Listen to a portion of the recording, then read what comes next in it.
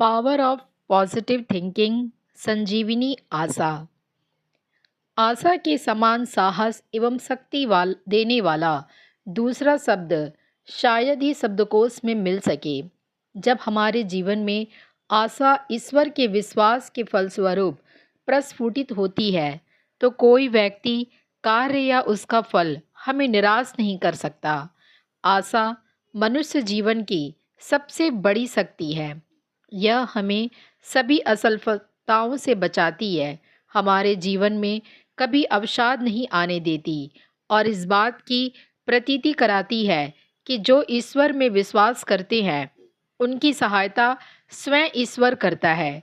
यह आशा हमें कर्तव्य पालन के लिए उकसाती है, उन्नति के शिखर तक पहुंचने में सहायता करती है, सदा सकारात्मक सोचने को बाध्य करती है।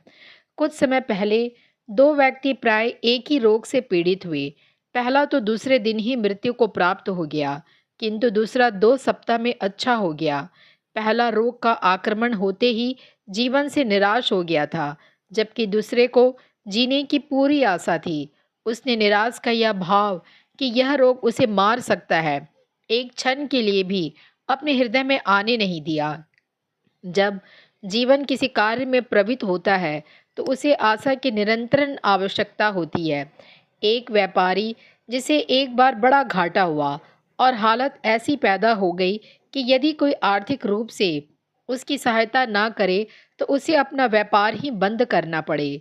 उसके घाटे की बात सब जानते थे, फिर भी उसने साहस नहीं छोड़ा। वह एक परिचित साहूकार के पास गया। उसे उससे आवश्यक रुपया उधार मिल गया।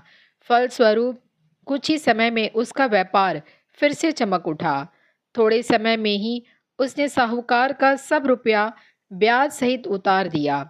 रुपया चुकाते समय व्यापारी ने साहूकार को इस बात के लिए धन्यवाद दिया कि उसने बिना किसी बंधक के ढेर सारा रुपया दे दिया था। उसे पता नहीं था कि साहूकार ने उसकी बातों में उसकी आशा पढ़ ली थी, जो किसी भी कीमती चीज से बढ़कर होती है। वह समझ गया था कि यह व्यापारी विश्वास और आशान्वित ढंग से कार्य करता रहेगा और निश्चित रूप से पुनः सफल होगा। ईश्वर में विश्वास से पैदा हुई आशा और इस विश्वास से पैदा हुई आशा कि जो ईश्वर करता है वह हमारे भले के लिए करता है, टिकती है। और यही आशा सशक्त एवं संजीवनी आशा होती है। इस आशा का प्रचलित आशावाद से कोई मुकाबला नहीं है। यह आशा दुनिया की सारी बुराइयों, सारी समस्याओं का मुकाबला करती है, पर कभी किसी के प्रति कटु नहीं होने देती। इस आशा की जड़ में दुनिया के हर एक प्राणी के लिए प्रेम रहता है। निश्चय ही जो ईश्वर में विश्वास करता है उसे कभी निराश नहीं होना पड़ता।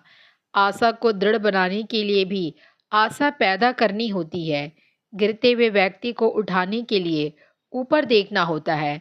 मनुष्य में जब यह भावना पैदा होने लगे कि जीवन तुच्छ है, छोटा है, तब उसे कोई बड़ी चीज देखनी चाहिए। ऐसी ही अवस्था में एक व्यक्ति ने हिल स्टेशनों पर भ्रमण किया और जीवन के प्रति उसका दृष्टिकोण ही बदल गया। उसने जीवन को महान माना और जीवन के प्रति उसकी उपेक्षा चली गई। जीवन की आध्यात्मिक उलझनों को सुलझाने के लिए, जीवन को ऊंचा उठाने के लिए कई बार सुंदर दृश्यावली से परिपूर्ण स्थानों में जाने, सात्विक भोजन करने, शुद्ध वायु में रहने और कुछ बड़ी चीज़ें देखने की आवश्यकता होती है। इसलिए धर्मशास्त्रों में जगह जगह व्रत उपवासों का विधान है और बद्रिकाश्रम, केदारनाथ और रामेश्वरम आदि तीर्थ स्थान समुद्र तट पर एवं शैल शिखरों पर बने हुए हैं। इन स्थानों की यात्रा करने वाला व्यक्ति शरीर और मन दोनों के ताप को दूर करने में समर्थ होता है। गीता और रामायण आदि सभी धर्म ग्रंथों का पाठ मनुष्य को ऊंचा उठाने के लिए है। इसके अर्थ में अवगाहन करने पर मनुष्य को लगता है कि वह संसार के दम घोटने वाले वायुमंडल से निकलकर आत्मानुभूति के निर्मल एवं शांत वातावरण में पहुंच रहा है। सभी धर्मोपदेशों में मनुष्य को बड़ा बनाने, ऊंचा उठाने, जीवन देने वाला संजीवन होता है। इसको पढ़ते या सुनते रहने वाले पर कभी वह अवसाद नहीं आता जो निराशा को जन्म देता है। आशा बांटी जा सकती है, पर यह काम वो ही कर सकता है जिसके जीवन में आशा का दीप पूरे प्रकाश से जगमगाता रहता है। आशा के अग्रदूत होने का अर्थ है लोगों को निराशा रूपी राक्षसी के हाथों पिटने से बचाना। जो लोगों को निराशा को पिटना सिखाता है वह बड़भागी है और जीने की कला से परिचित है। आशा सकारात्मक विचार की सूचक है। आशावान व्यक्ति का मन सफलता, संपन्नता और सुखमय जीवन का संदेश ग्रहण करता है। आशान्वित व्यक्ति में जीवन भर समस्याओं का सामना करने की शक्ति और साहस होता है। इसी से वह अपने लक्ष्य को पाने में सफलता प्राप्त करता है। यदि आप आशावादी हैं तो इस बात का ध्यान रखें कि आशा व इच्छा उसी वस्तु अथवा कार्य की करनी चाहिए जो युक्ति युक्त हो। ईश्वर नियति का नियता और सृष्टि का सृष्टा है। मनुष्य को वह वो ही वस्तु देता है जो उसके योग्य होती है। यदि आप हर समय अपनी गरीबी, भुखमरी, दीनहीनता, असफलता और अभावों का गुणगान करते हैं तो इसका अभिप्राय यह हुआ कि आप निराशावादी और नास्तिक हैं। ईश्वर सबकी सभी आवश्यकताएं पूरी करता है, लेकिन उन आवश्यकताओं को पूरी करने से पूर्व वह उचित पात्र को परखता है। यदि आपको कोई वस्तु नहीं मिल पाई तो इसका अर्थ यह नहीं है कि ईश्वर ने आपके साथ भेदभाव किया है, बल्कि सच्चाई यह है कि उसने आपको उस वस्तु के लायक नहीं समझा। मनुष्य की आशाएं और आकांक्षाएं ही उसे किसी कार्य के लिए प्रेरित करती है। यदि ये भावनाएं आप में जागृत नहीं होगी तो आप उस कार्य को कभी नहीं कर पाएंगे। जो व्यक्ति महत्वाकांक्षी होता है वह परिश्रमी, उत्साहित, प्रफुल्लित और निरंतर प्रयत्नशील रहता है और सफलता की सीढ़ियां चढ़ता जाता है। वह चुस्त, दुरुस्त व कार्यकुशल होता है। जिसमें महत्वाकांक्षा नहीं होती वह ढीला ढाला और आक्रमण्य होता है। ऐसा व्यक्ति अभावों में जीने का आदी बन जाता है और अपने विचारों में किसी प्रकार का कोई परिवर्तन लाना उसके लिए असंभव होता है। यह सच है कि संतोष से मनुष्य को परम सुख की प्राप्ति होती है, लेकिन इसका यह अर्थ कदापि नहीं है कि आप आक्रमण्य हो जाएं।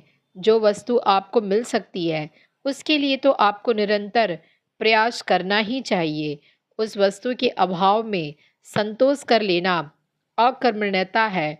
वास्तव में मनुष्य की सफलता असफलता उसकी मनोदशा पर निर्भर करती है।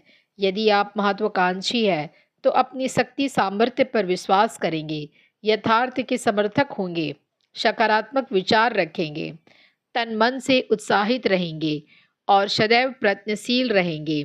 सफलता और संपन्नता आदि इसी संसार में है, लेकिन अभागे व्यक्ति उन्हें प्राप्त नहीं कर पाते। अकर्मण्यता और निष्क्रियता मानव जीवन के लिए अभिशाप है। ये मनुष्य को दुखमय सागर की ओर ले जाते हैं। जो व्यक्ति जीवन की मूलभूत आवश्यकताओं के बिना जीवन यापन करता है वह संतोषी नहीं, अकर्मण्य है। ऐसी मनोदशा वाले व्यक्तियों को चाहिए कि वे अपने विचारों में बदलाव लाए, आशा का दामन पकड़कर अपने मन में दृढ़ इच्छा शक्ति और आत्मविश्वास पैदा करें।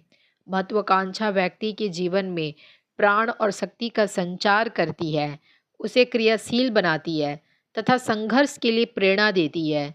जो व्यक्ति महत्वाकांक्षी नहीं होता, निराशा से घिरा रहता है, वह न केवल अपना सर्वनाश करता है अपितु परिवार के लिए भी कष्टकारी ही हो जाता है।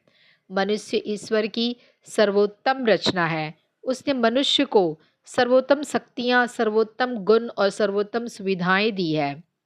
उसने मनुष्य को पृथ्वी पर इसलिए भेजा है कि वह अपनी आशा, आकांक्षा और उपेक्षा के अनुसार अपना सर्वोत्तम विकास करे।